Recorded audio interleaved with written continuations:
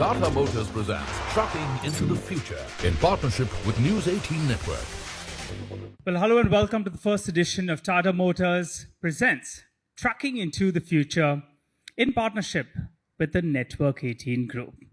India is the second largest producer of cement in the world, with roughly around 7% of the global installed capacity. The Indian cement industry, well, it's expected to clock mid-single digits in terms of a CAGR on the growth aspect in the next 5 years or so. The current production, well, it's nearing close to around 300 million tons or thereabouts.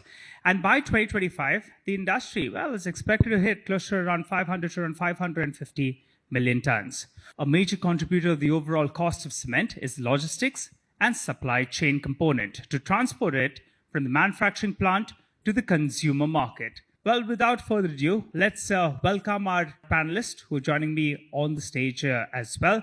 Well, we have Ms. Madhumita Basu, the Chief Marketing, Innovation and Strategy Investment Relations Officer of Nuvoco Vistas. We have Dr. Arvind Bodhankar, the Executive Director, ESG and Chief Risk Officer at Dalmia Bharat Group. And we have Pradeep Purohit, the President and Chief Strategy Officer at Star Cement as well. Also joining in is Mr. Yogesh Mehta. He's got plenty to tell us. VP Commercial, Shree Cement, and our very own Rajesh Kaul, Vice President and Head, Sales and Marketing, Domestic Commercial Vehicles Business, Tata Motors. So let's get cracking. And ma'am, let's start off with you, Ms. Basu. Well, there are various challenges that are faced by the cement space, both in terms of logistics, that's material, as well as last mile connectivity. I wanted to understand your take on it. How can things be improved as well from here on? The cement industry straddles the very difficult balance between bulk movement at the cheapest cost. Given a choice, we would all like to do it by rail. But the end consumer wants bulk breaking and an expectation that the product that's going to reach him is going to be very delicately handled. So you've got to minimize the number of interim handling that happens. The problem at that end is what is going to leave, if we really talk about trucking into the future, I believe that that's going to be one of our biggest areas of improvement, change and dynamics that the industry will need. Even if you look at a country like Philippines or Indonesia, all movement is palletized. We are a long way from there. And when I sit back wearing my strategy hat, because all the pain point I feel wearing my marketing hat, how does the consumer want the product? But when I sit back and wear my strategy hat, what challenges me, Rajesh, with due respect, somebody is manufacturing the chassis, somebody else is building the body, somebody else, and as I understand, you know the statistics, 8 out of 10 trucks are owned by small fleet owners. So who is giving thought to the design aspect? That is where I believe that a lot of communities are required. Tata Motors could collaborate with the customer, that in this case is the cement company, and work on the design aspect, which could be released on the bodybuilder. There is something happening there. So what's going to happen next? And who's going to lead the process is a question we need to work on as a community. Dr. Arvind, let's get you in this. What are the main economic risks that are being faced by the Indian cement industry? And also want to ask you, how does ESG, how does that aspect fit in terms of mitigating the risk? So lots of economic challenges. Along with the value chain, let me tell you, it starts with, India produces around 330 million tons of cement. Almost 1.6 times of raw material is required to produce cement. And coal is one of the important ingredients. Although I have been advocating for sustainability, but still cement industry requires a coal. And most of this coal comes from is the imported one. And there are challenges around because of the geopolitical situation. The coal prices are increasing.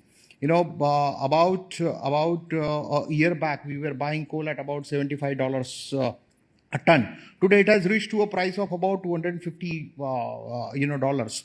So our while I was discussing and Rajesh was saying cement is in boom, double digit growth. Yes, cement is the highest growing sector, but there is a huge pressure on the margin.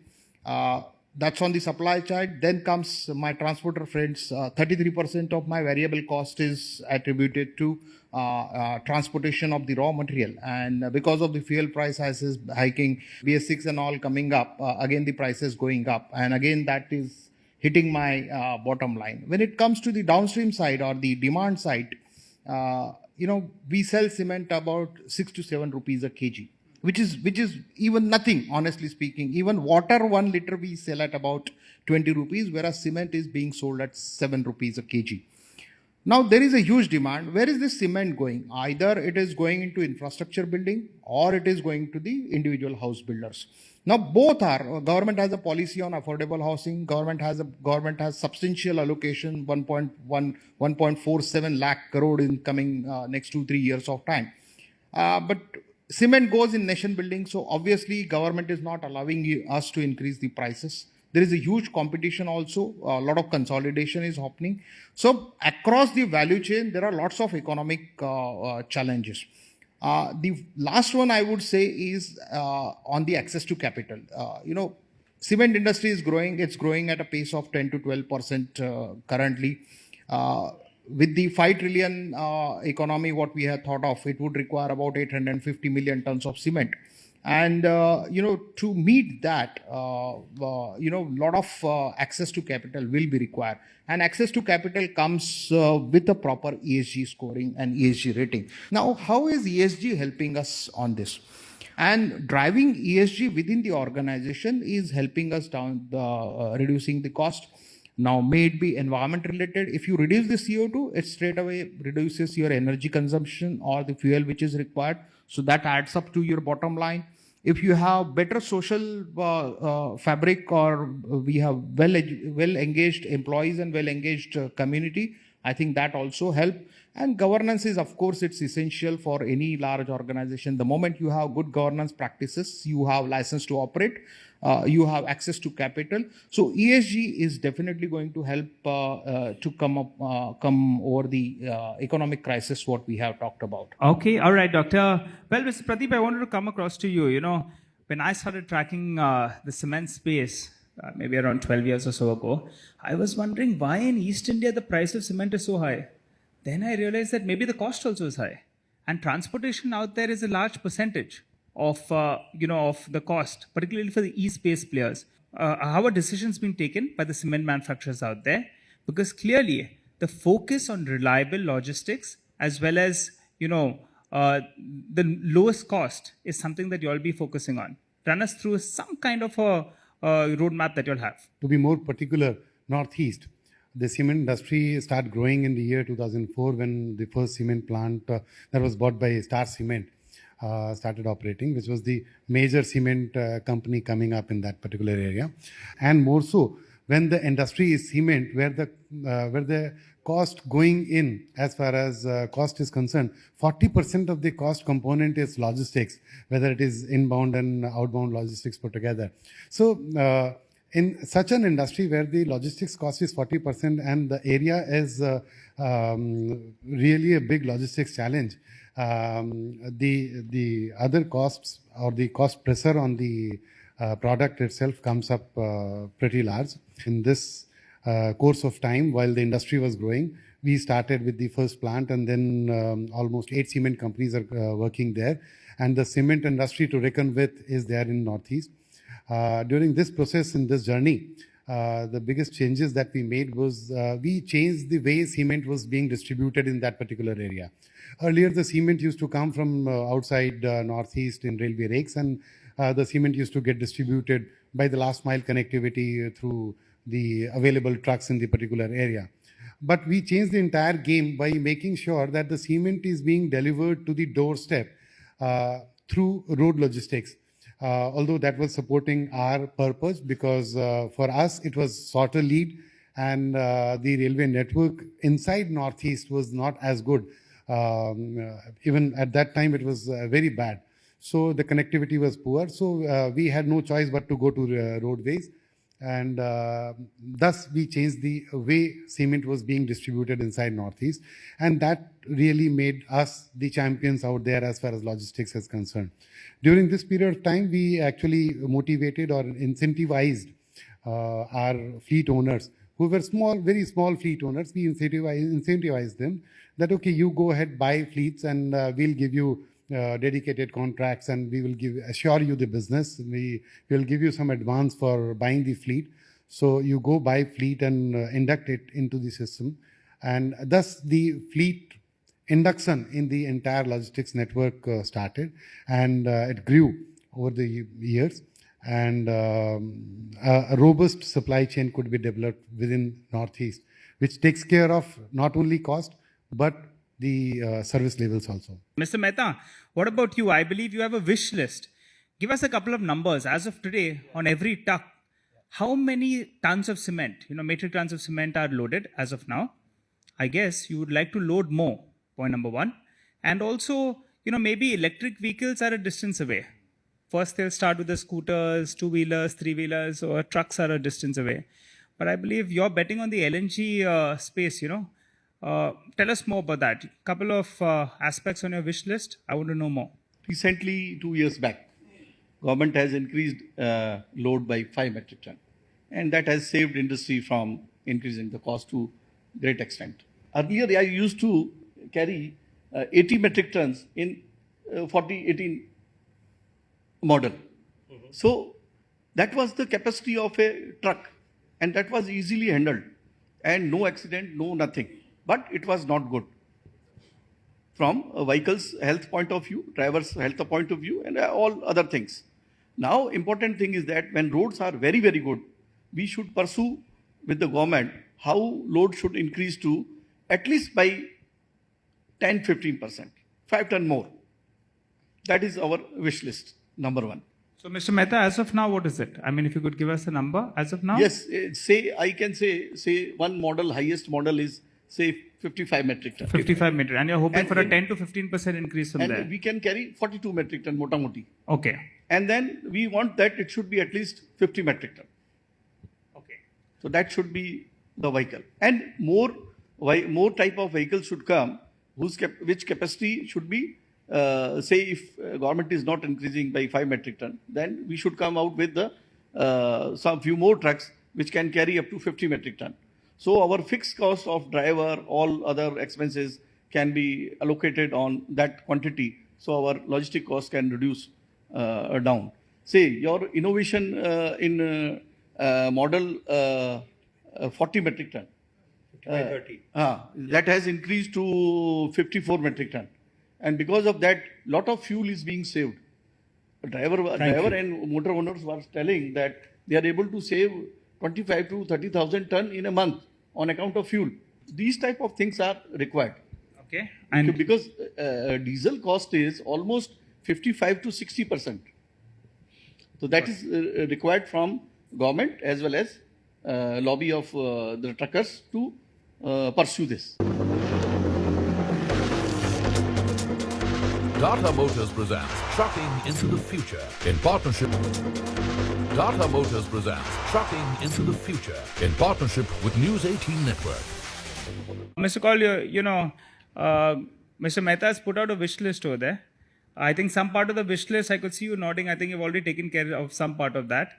But since we're on the topic, what would you like to say? In Tata Motors, we clearly understand what is the major pain point for the customer. Logistics, which is cost, which is being spoken at the moment, but given the framework we are working in. So you see, we have to manage, Mehtaji, in the framework we are working in. Government of India has now, post increase in axle load, given us an option to maximize the load up to 55 ton legally. And I must say, in post-pandemic also, I must speak on some numbers. What has happened is, first coming to Pradeep ji, when he was saying, so model in Northeast states, high input cost, they are trying another model, which I'll tell you, owning their own trucks. They have now almost 400 vehicles in their fleet. They bought 200 vehicles some time back, despite being an OEM, because that is another way of looking at it. Let me also, experience what are my ton per kilometer expenses, how I reduce the expenses or how I optimize the overall costs begins with me first. Now, on his point, see, in BS6, what has happened is, Aniruddha a little while back spoke about that this is just not an opportunity to meet in regulations. This is also, as Tata Motors, what more value-added features, what more add-ons can be provided. I just want to state a few things. A big migration is happening because of this, cost optimization, or because of this reduction in overall expenses of transportation. We are seeing migration towards higher tonnage vehicles. We had a big chunk of vehicles, like he said, 40 ton, 35 ton, 31 ton, or 37 ton, and a big chunk of migration is happening in rigid trucks, like, for example, Andhra, Telangana. Largely cement producing state.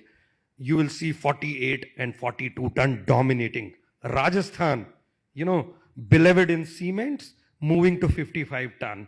So the shift towards higher tonnage has already happened, because companies like, Tata Motors were focused on designing vehicles, the entire drive lines, to ensure that we achieve overall reduction in total cost of ownership. Therefore, we work on parameters like fuel efficiency. So how do you work?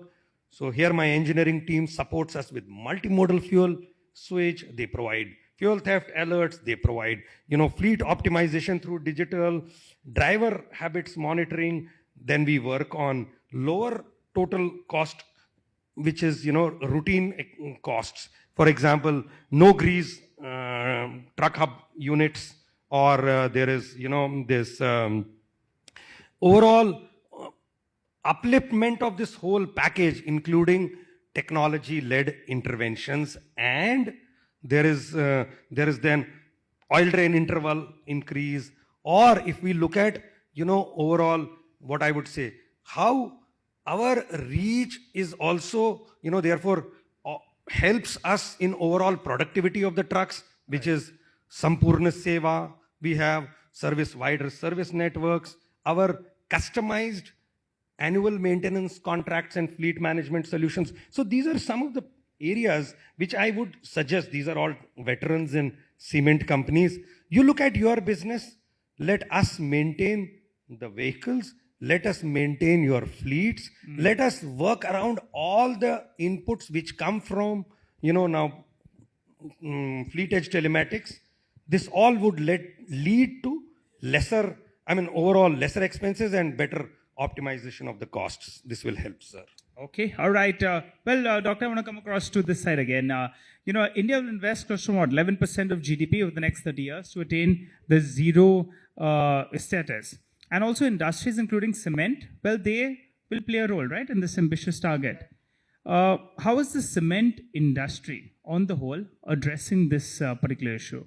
So cement is doing a lot. Honestly speaking, cement is seen as a culprit because it contributes almost 8% to the overall global CO2 pool. But cement has a unique problem. While cement has emissions from the fossil fuel, cement also has emissions from the processes. And that process-related emission is almost 60%. And when I say process-related emissions, is the inorganic part. When we convert the calcium carbonate to calcium oxide, the CO2 emission happens. That's the process-related emission, which is 60%. But in spite of that, cement industry has done a lot. My own company, honestly speaking, I'll tell you, in 2018, Dalmia Cement committed for a carbon negative, in fact, not even neutral. In 2018, and since 2018 to 2021, in 3 years of time, we reduced our CO2 footprint by almost 10%. Cement industry, almost every cement company has made a commitment that by 2050, they will be carbon neutral. The amount of work on sustainability and ESG which cement industry has done, I have seen that. Whether it is on the reduction of fossil fuel, whether it is on the reduction of the coal require, or reduction of the process-related emissions, cement industry has done enormous work. So, Mr. Pradeep, let's come across to you. Let's talk about the human aspect. In the previous discussion also, we discussed the focus on drivers, educating them, their well-being as well is important because ultimately we need that human touch as well. How have you all taken measures, at your company or as an industry, the Northeast industry, particularly since logistics is so important out there? These are the people who are the real drivers of the nation, and they really drive things for us. And the problem is that being a driver is not a very respectable profession out here in this country. He or the helping hand to him is being considered a very, very petty person or a driver other than the organized fleet owners, which is less than 15% of the total fleet owning business.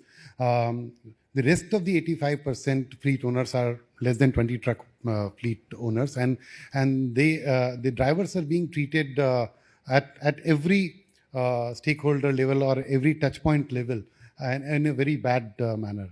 The other point with drivers or the driving profession in this country is that most of these drivers which come and drive asset worth 50 lakh rupees are actually not professionally trained, not trained in a professional manner. They have been driving and thus they learned driving and they bought a driving license and now they are a driver and they get an asset worth 50 lakh rupees on their hands and they're driving it. They're not worried about the asset utilizations and the efficiency level, then we can certainly look at. So that is one place where if we are talking of future of trucking, we need to really change the way we'll have our driving profession working in this country. The driving profession need to come up, the level of comfort for the driver, the level of respect for a driver. More people who wishes to join this profession should be, the profession should be made in such a manner that more people try to come to this profession and take up this profession as any other profession. And for that, we really need to make changes. As far as the training process is concerned, more number of training institutes needs to come up. And not only to train new drivers, but to upskill the available driving people that we are having. So upskilling is required and the life skilling is required. Like they must start feeling that they are important and the motivation in them is required so that they start understanding the importance of their driving skills and they go up, they go and upskill themselves to take best use of the technological changes that have taken place in the recent past. Okay. All right. Thank you so much for joining in.